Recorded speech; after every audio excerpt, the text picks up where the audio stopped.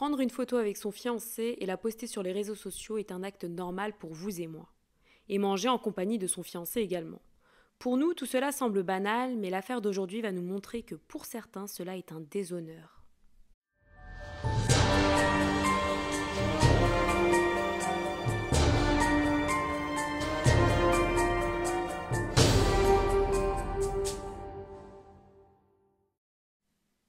Hola, j'espère que vous allez bien. Avant de commencer la vidéo, je vous invite à liker la vidéo et vous abonner pour faire grandir la chaîne. Le 22 août 2019, Isra Graïb a été emmené à l'hôpital public Beth Jala. Et dès son arrivée à l'hôpital, sa mort est déclarée. La famille a tout de suite dit qu'elle avait fait un arrêt cardiaque dans la maison familiale et qu'il l'avait rapidement emmenée à l'hôpital.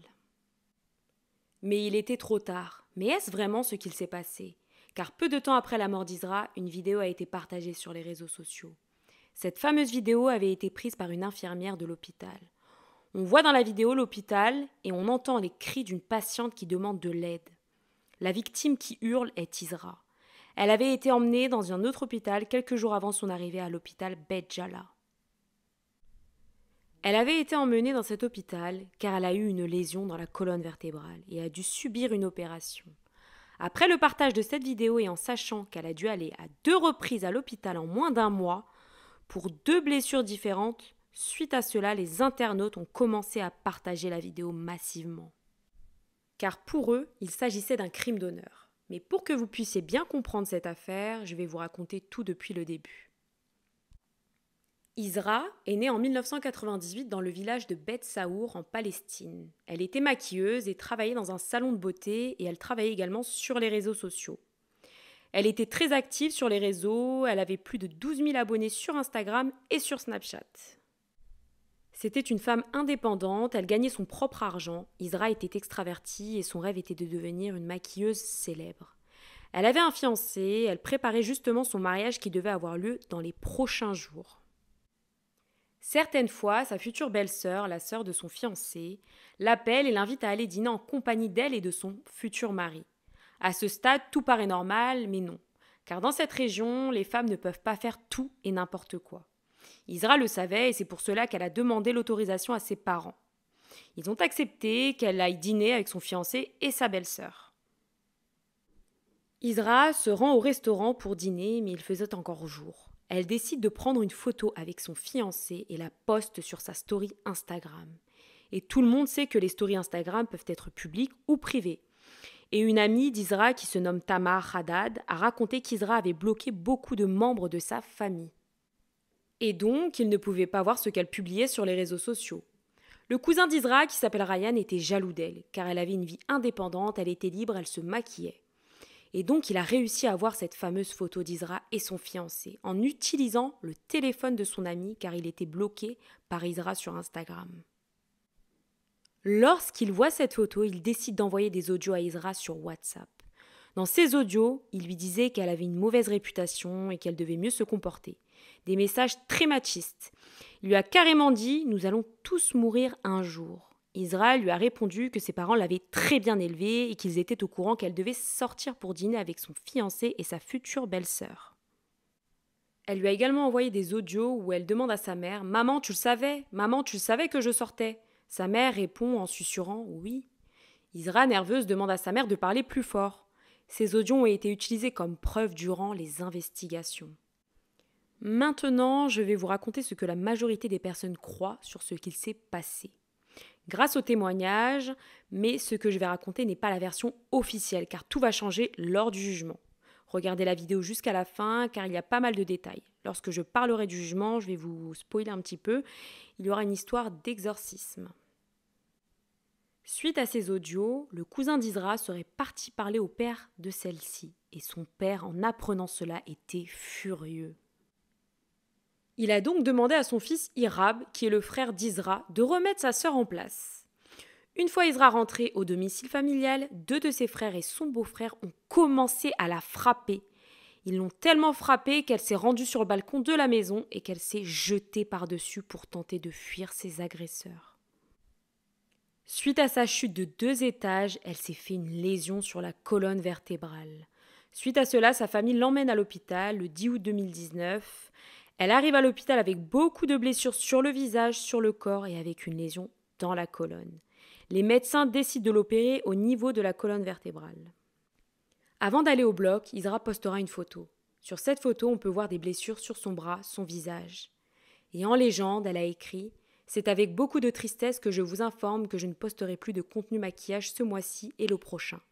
Je suis dans une situation critique à l'hôpital, j'ai une lésion à la colonne vertébrale. Je dois subir une opération aujourd'hui, si tout se passe bien, je vais continuer à poster, sinon je cesserai de poster. » Et c'est ce jour-là que l'infirmière a pris cette vidéo, mais nous ne savons pas si elle a filmé avant ou après l'opération. Dans cette vidéo, Isra demande de l'aide, des cris, et on entend comme si quelqu'un tapait sur quelque chose ou quelqu'un. Et en même temps, on l'entend crier de plus en plus fort. Après cela et l'opération terminée, sa famille l'a ramené à la maison. Et pendant sa convalescence, l'horreur va continuer dans cette maison. Les hommes de la famille ont continué à la frapper. Jusqu'au 22 août 2019, donc 12 jours après sa première entrée à l'hôpital, elle n'a pas résisté au coup et est morte. C'est dans le second hôpital qu'elle sera déclarée morte. Et sa famille a donc raconté qu'elle avait eu un arrêt cardiaque très suspect après tous ces événements. Ils pensaient que tout cela allait être passé sous silence, mais en 2019, nous avions déjà les réseaux sociaux pour ne pas taire cette histoire horrible. Et de ce fait, une fois la vidéo mise sur les réseaux sociaux, les protestations ont commencé. La population est sortie dans la rue en exigeant justice. Des hashtags sont créés. Les autorités déclarent qu'ils vont enquêter et pendant ce temps, certains membres de la famille ont tenté de s'expliquer. Ils ont raconté qu'Isra vivait un moment difficile et qu'elle était possédée par un djinn. C'est un être créé à partir de feu imperceptible à la vue humaine. La famille raconte qu'ils avaient appelé une personne pour l'exorciser. Ils ont fait l'exorcisme dans la maison et c'est d'après eux, suite à l'exorcisme, qu'elle avait eu toutes ses blessures, comme si elle s'était infligé ses blessures elle-même durant l'exorcisme. En se battant car elle était possédée d'après sa famille. Durant les protestations dans les rues du village, il y a également eu des protestations sur les réseaux sociaux au Canada. Car l'un des frères d'Isra qui est accusé vivait au Canada au moment des faits. Il a été à l'université là-bas. Donc les Canadiens ont protesté sur Internet pour que son droit de résidence étudiant lui soit retiré, pour l'expulser en soi. Les Canadiens ont même créé une pétition pour l'expulser. Les autorités canadiennes ont décidé d'enquêter et se sont rendues compte qu'il ne vivait plus au Canada.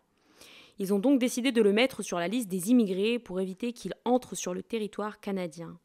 Il n'est pas retourné au Canada car il était déjà sous les barreaux suite à la mort d'Isra.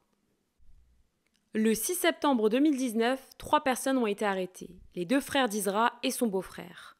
Les 3 hommes ont été arrêtés suite à l'autopsie d'Isra, mais ce document n'est pas rendu public dans ce pays. Mais une personne l'a fait fuiter dans les médias. La jeune Isra est morte suite à une insuffisance respiratoire aiguë suite aux nombreux coups qu'elle a reçus. Ils l'ont tellement frappée qu'elle n'arrivait plus à respirer. Suite au résultat de l'autopsie, une polémique va s'installer, car les 3 personnes chargées de faire l'enquête ont démissionné en même temps, ce qui est très suspect. Ce qui a poussé les gens à protester encore plus. Tout le monde voulait rendre justice à Isra. Le peuple voulait que ce crime d'honneur soit puni et également d'interdire ce type d'acte. L'enquête a continué et lorsqu'ils ont analysé la vidéo dans l'hôpital, les experts ont découvert qu'elle a été faite en 2 parties et qu'entre les 2 vidéos, il y a un espace d'1 heure. Et que les 2 vidéos ont été fusionnées et publiées sur les réseaux sociaux comme étant une vidéo unique. La direction de l'hôpital a été questionnée sur les traitements infligés aux patients. Ils ont garanti que les patients étaient bien traités et qu'il n'y avait eu aucun incident au sein de l'hôpital. Malheureusement, l'enquête va durer et l'affaire va passer aux oubliettes. Les jours, les mois vont passer et donc les gens vont commencer à oublier cette horrible affaire. Et toute cette histoire va être passée sous silence. Le jugement va débuter le 18 novembre 2020, plus d'1 an après les faits. Tout le monde avait déjà oublié cette affaire. Il y a eu 5 audiences dans cette affaire durant plusieurs mois et 41 témoins ont été appelés. Il y avait les médecins de l'hôpital, les infirmières et les membres de la famille d'Isra. Le père d'Isra, qui se nomme Nasser, est l'un des témoins. Il a dit que sa fille avait peur des djinns et des malédictions et que durant les mois avant sa mort, elle avait des problèmes psychologiques et donc ils ont appelé une personne pour la libérer. Nasser, le père, a dit que lorsqu'elle est tombée du balcon, il était en train de travailler dans le salon de coiffure et donc qu'il n'avait rien vu. Mais que son fils l'a appelé pour l'informer de la chute d'Isra. Il est donc rentré à la maison, a pris sa fille et s'est rendu à l'hôpital. Le père voulait clairement se dédouaner. Il faut savoir que le jugement était public, mais certains des témoignages de la famille d'Isra n'ont pas été rendus publics. C'est un droit dont il dispose dans ce pays. Les avocats des frères d'Isra et de son beau-frère ont stipulé qu'elle avait des troubles mentaux et qu'elle s'était fait ça elle-même.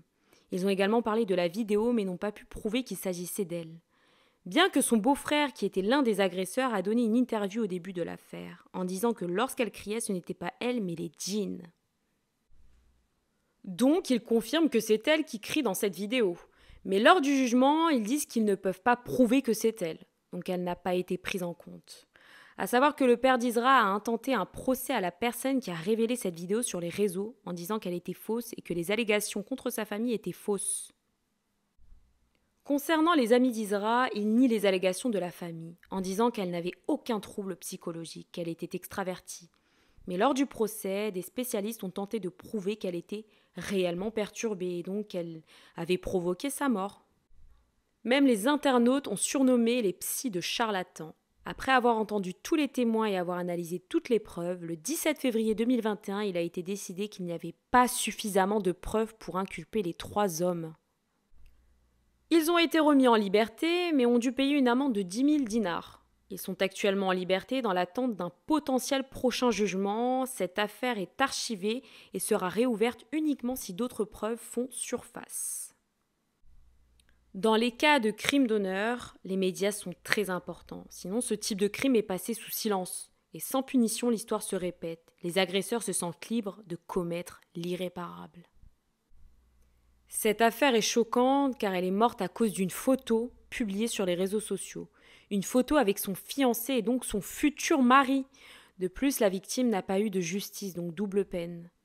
Merci d'avoir regardé ma vidéo. N'hésitez pas à me dire ce que vous avez pensé de cette affaire en barre des commentaires. N'oubliez pas de liker, vous abonner et d'activer la cloche des notifications pour être informé de la prochaine affaire.